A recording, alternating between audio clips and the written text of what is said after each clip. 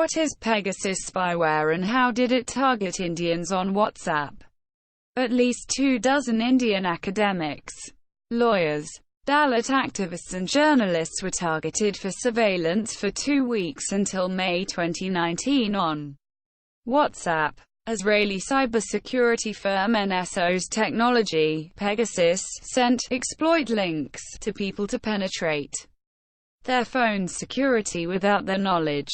Once installed, Pegasus could extract users' private data, passwords, texts, and even voice calls. Xiaomi sells 12 million devices in 1 month during festive sales. Xiaomi announced that it sold over 12 million devices during the festive sales between September 28 and October 29, including smartphones, Mi TVs, Mi ecosystem and accessories.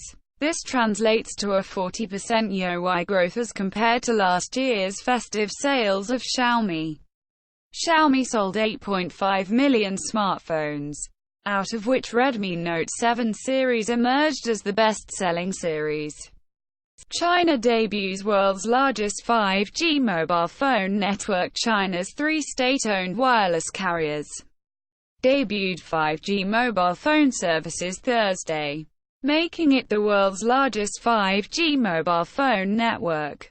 China Mobile Ltd, the country's largest carrier, unveiled its network in 50 cities including Beijing, Shanghai and Shenzhen. Rivals China Telecom Corporation Limited and China Unicom, Hong Kong Limited also introduced their 5G services.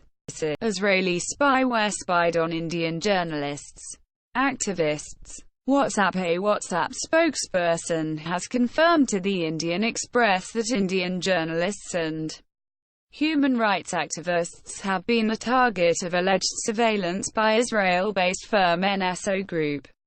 It's learnt that at least 24 academics, lawyers, Dalit activists and journalists were alerted by WhatsApp, Indian Express noted.